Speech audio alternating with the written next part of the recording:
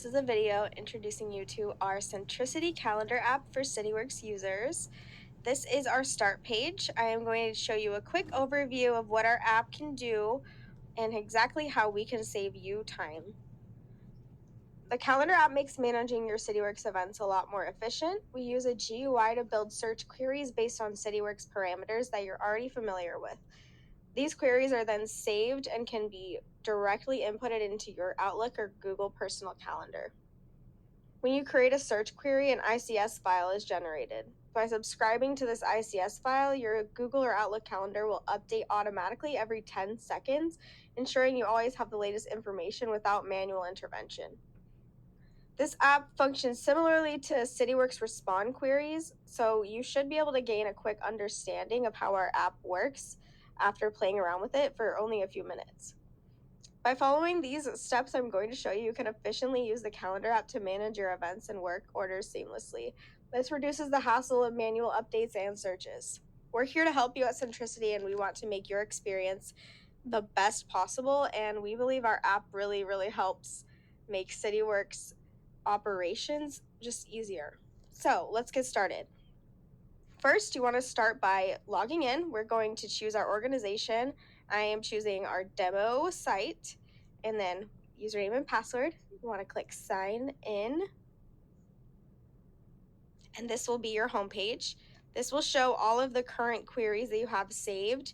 You can edit them as needed, you can delete as needed, and you can also create new. So that is what we are going to be doing today.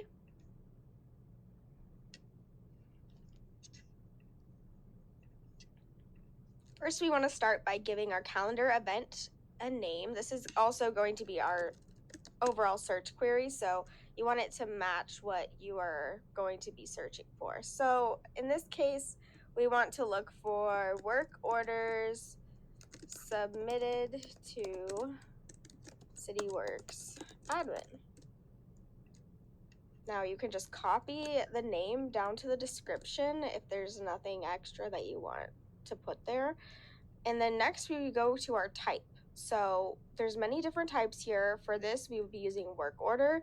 And as you can tell, as I chose the work order, it populates the query search terms down here that would apply to work orders. So we have our entity/assets here, categories, created by, description, status, etc.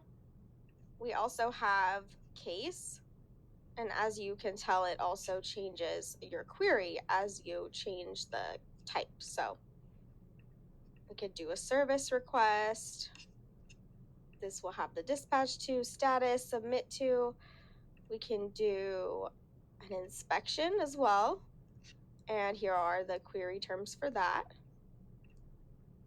And a case task. So all of this can be pulled directly from CityWorks. We are using the CityWorks information that we will be setting up with your organization so that you can get all your CityWorks searches directly on here and put them into your calendar without having to go through the hassle of searching on CityWorks, which is not necessarily the most intuitive interface. So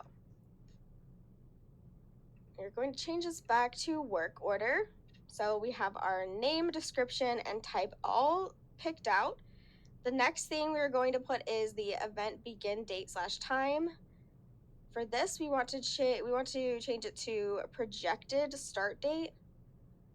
That way, it starts on the day of the work order is supposed to start on the calendar.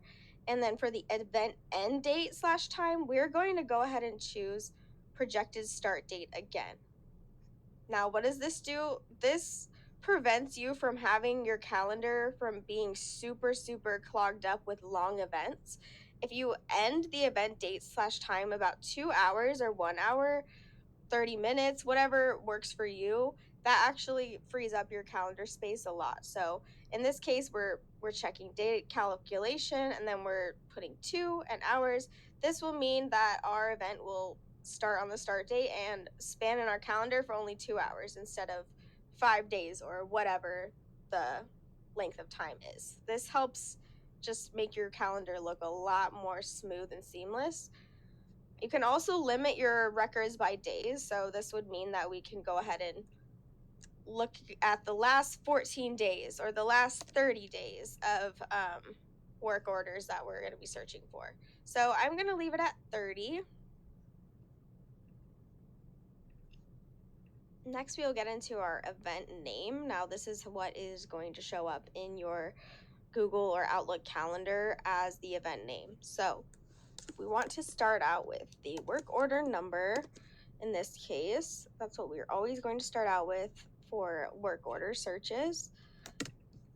And I'm going to come over here and click select a field and choose from this drop down. The next part I want to show up in my event name is the work order ID. And then I want to show the description and who it was submitted to. Now what I'm doing here is just putting dashes in between the commas to make it look nicer. And for the event description, we're going to do the same thing we did with the event name and description, is just copy and paste it down.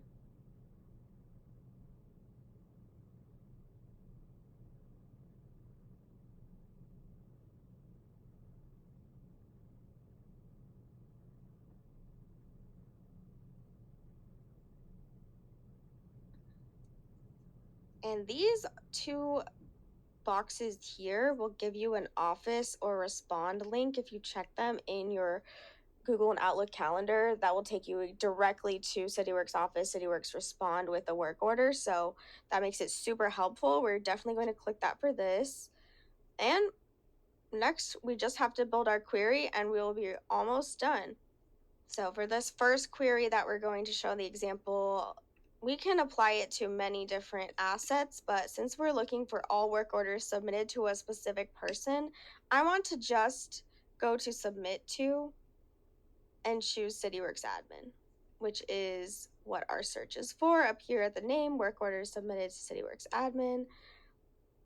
So this makes it really straightforward. If you wanted to, you could look over at open work orders, submitted to CityWorks admin, closed, etc. But for this purpose, for the demo example, we're just going to use CityWorks admin. So now that we have our entire query built, our calendar, event name, and description, everything filled in, we are going to go ahead and click save. And you will see a pop-up here. Are you sure you want to create this calendar service? And it will tell you how many events will be included in this search query that you're going to put in the calendar, which is 11 events. So we're going to click yes. And as soon as you save the query, you will get redirected to the home page where you will see under the calendar name drop down, you can find yours, which is right here. So work order submitted to CityWorks admin. Now we're not done. We need to go ahead and copy this link first. So go ahead and copy the link and then navigate over to your Google or Outlook calendar. Okay, so I have my Outlook calendar open. Now that we have the link copied, we want to go ahead and navigate over to add calendar over here. And on the side here, we're going to click subscribe from web, and that is where you can paste the link, the ICS file that we just created. So now we can go ahead and give our calendar a name. I'm just going to name it similarly to what the event was called.